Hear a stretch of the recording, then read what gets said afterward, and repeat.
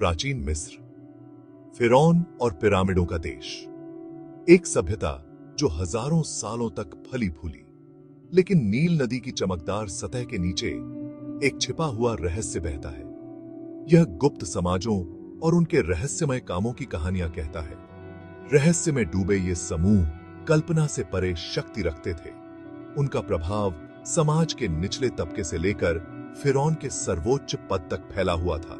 फिर भी प्राचीन मिस्र का एक पहलू ऐसा भी है जो आज तक अनछुआ है। गुप्त अनुष्ठानों और निषिद्ध ज्ञान की एक दुनिया जिसे गोपनीयता की शपथ लेने वालों ने संरक्षित किया। अज्ञात की हमारी यह यात्रा अब शुरू होती है। प्राचीन मिस्र में शक्ति दिव्य शक्ति से जुड़ी हुई थी। फिरौन को जीवित देवता माना जाता था। उनका अधिकार निर्विवाद था, लेकिन यह दिव्य शक्ति अकेले उनका अधिकार नहीं थी। यह पुरोहितों, पवित्र ज्ञान के रखवालों, देवताओं के द्वारपालों के माध्यम से प्रवाहित होती थी। ये पुरोहित, जो अक्सर शक्तिशाली गुप्त समाजों के सदस्य होते थे, मिस्र के समाज में एक अलग ही रुतबा रखते थे। वे देवताओं और लोगों के बीच मध्यस्थ थे। वे देवताओं को प्रसन्न करने के लिए विस्तृत अनुष्ठान करते थे, जिससे राज्य की स्थिरता बनी रहती थी। मृत्यु के बाद के जीवन के बारे में उनका ज्ञान पीढ़ियों से साफ सुथरे तरीके से संरक्षित और हस्तांतरित होता रहा, जिससे उनका आकर्षण और प्रभाव और भी बढ़ता ही गया। रहस्य में डूबे ये गुप्त समाज पवित्र ज्ञान के संरक्षक बन गए। वे ब्रह्मांड की शक्ति, सितारों के चक्र और मानव आत्मा के रहस्यों को समझते थे। उनके अनुष्ठान जटिल समारोह थे, जिन्हें दिव्य शक्ति में प्रवेश करने, उसकी शक्ति को प्रसारित करने के लिए डिजाइन किया गया था। इन मिस्र के गुप्त समाजों के अनुष्ठान रहस्य से श्राउडेड थे। मंदिरों के नीचे या आधी रात को छिपे हुए कक्षों में किए जाने वाले ये समारोह केवल दीक्षित लोगों तक ही सीमित थे। ये समारोह केवल अंधविश्वास नहीं थे, के लिए बहुत ही सोच समझकर डिजाइन किया गया था। प्राचीन मिस्रवासी प्रतीकों की शक्ति में विश्वास करते थे और उनके अनुष्ठान उनसे भरे होते थे।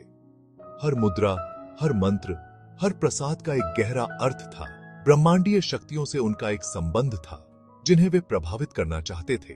गुप्त समाजों के पास गुप्त ग्रंथ भी थे, जो ऐसे ज्ञान से भरे थे जो आम लोगों के लिए फॉरबिडन थे। सदियों तक मिस्र के गुप्त समाजों के रहस्य समय की रेत के नीचे दबे रहे, लेकिन हाल के दशकों में पुरातत्वविदों ने ऐसे टैंटलाइजिंग सुराग खोज निकाले हैं। धरती के नीचे गहरे छिपे हुए मकबरे, जिनकी दीवारों पर रहस्यमय प्रतीक बने हैं, इन प्राचीन समूहों की क्लैंडेस्टाइन दुनिया की झलक पेश करते हैं। ऐसी ही एक खोज में करनाक मंदिर के नीचे भूमिगत कक्षों का एक नेटवर्क सामने आया। अंदर पुरातत्वविदों को विस्तृत अनुष्ठानों और पपीरस स्क्रॉल के एक विशाल पुस्तकालय के प्रमाण मिले। हालांकि कई ग्रंथ अभी भी अनडिसाइफर्ड हैं, लेकिन उनका अस्तित्व इन गुप्त समाजों के पास मौजूद विशाल ज्ञान की ओर इशारा करता है। ये खोजें हालांकि फ्रैगमेंटेड हैं, एक विशाल पहेली के टुकड़ों की तरह हैं। हर नई खोज के साथ हम इन गुप्त समाजों के असली स्वरूप को समझने के करीब पहुंचते हैं। लेकिन रेगिस्तान अपने रहस्यों को करीब से छुपाए हुए है।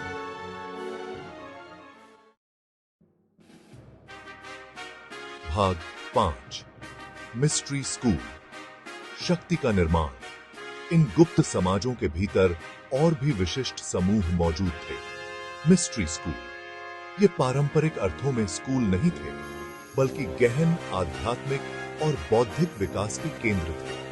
केवल सबसे होनहार व्यक्तियों को ही उनके रैंक में शामिल होने के लिए चुना जाता था। दीक्षित लोगों ने अपनी शारीरिक और मानसिक सीमाओं का परीक्षण करते हुए वर्षों तक कठोर प्रशिक्षण लिया। उन्होंने आचरण और गोपनीयता के सख्त नियमों का पालन करते हुए खगोल विज्ञान, गणित, संगीत और दर्शन का अध्ययन किया। लक्ष्य भीतर छिपी क्षमता को उजागर करना, आत्मज्ञान प्राप्त करना और दिव्य शक्ति के साथ एकाकार होना था। ये मिस्ट्री स्कूल अपने समय के बौद्धिक केंद्र थे। भाग 6।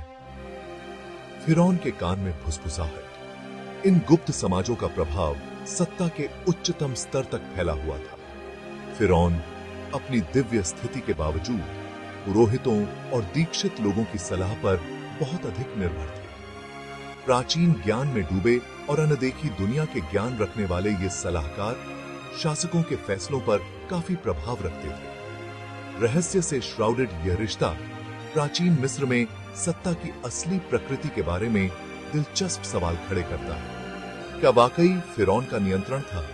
क्या वे महज एक अधिक गहन, अधिक प्राचीन शक्ति के उपकरण थे? फिरौन के कान में फुसफुसाहट पूरी सभ्यता की नियति को बदल सकती थी। भाग 7। खोए हुए ज्ञान का आकर्षण। खोए हुए ज्ञान का विचार हमारी समझ से छिपे हुए प्राचीन रहस्यों का एक शक्तिशाली आकर्षण है। प्राचीन मिस्र के मामले में यह आकर्षण सभ्यता के स्थायी आकर्षण और उनके खंडहरों में छोड़े गए टेंटलाइजिंग सुरागों से और भी बढ़ जाता है। क्या इन गुप्त समाजों के पास हमारी वर्तमान समझ से परे ज्ञान था? क्या उनके पास उन्नत चिकित्सा पद्धतियां, भूली हुई तकनीकें या स्वयं चेतना की गहरी समझ हो सकती थी? हालांकि ऐसे पुस्तकालय का अस्तित्व विशुद्ध रूप से स्पेक्युलेटिव बना हुआ है, लेकिन यह संभावना प्राचीन मिस्र और उसके खोए हुए रहस्यों के साथ स्थायी आकर्षण को उजागर करती है। उनके पास जो ज्ञान था वह शायद समय के साथ खो गया होगा, लेकिन सत्य को उजागर करने का अभियान, सत्य को उजागर करने की चाह हमारे भीतर तेज ज्वाला की तरह जलती है। भाग 8। प्राचीन ज्ञान की प्रतिध्वनि। भले ही हम प्राचीन मिस्र के सभी रहस्यों को कभी उजागर न कर पाए, लेकिन उनकी विरासत हमारी आधुनिक दुनिया में आज भी गूंजती है। खगोल विज्ञान, गणित और आध्यात्मिकता के सिद्धांत जिनका उन्होंने अध्ययन किया था, आज भी प्रासंगिक हैं। उनकी कला और वास्तुकला आज भी विस्मय और आश्चर्य को प्रेरित करती है। ब्रह्मांड से मानव संबंध की उनकी समझ, प्राकृतिक दुनिया के प्रति उनका सम्मान और आध्यात्मिक ज्ञान की उनकी खोज हमारे आधुनिक युग के लिए मूल्यवान सबक प्रदान करती है। उनके ज्ञान की प्रतिध्वनि हमारे दर्शन, हमारे वैज्ञानिक प्रयासों और ब्रह्मांड में अर्थ के लिए हमारी चल रही खोज में पाई जा सकती है। भाग 9। खोज जारी है। प्राचीन मिस्र के गुप्त समाजों के रहस्य हमें आज भी लुभाते हैं। हर बीतते साल के साथ नई खोजें होती हैं जो पहेली को और जटिल बनाती हैं और इस प्राचीन सभ्यता के बारे में हमारी समझ को चुनौती देती हैं। सत्य की खोज, उस छिपे हुए ज्ञान की खोज जो इन समाजों के पास था, अभी खत्म नहीं हुई है। यह एक ऐसी खोज है जो हमें भूले हुए मकबरों में गूढ़ ग्रंथों के माध्यम से और एक ऐसी सभ्यता के केंद्र में ले जाती है जो आज भी हमें मोहित और मंत्रमुग्ध करती है। जैसे जैसे हम उनके अतीत के टुकड़ों को जोड़ते हैं, वैसे वैसे हमारा सामना अपनी ही मानवता, ज्ञान की अपनी प्यास और ब्रह्मांड के रहस्यों के साथ हमारे स्थायी आकर्षण से होता है। इसलिए अगली बार जब आप किसी पिरामिड की छवि को देखें या किसी चित्रलिपि को समझें, तो यह याद रखें, प्राचीन मिस्र में आपकी नजरों से कहीं ज्यादा कुछ है। यह रोमांचक सफर जारी है। ये शी रोमांचक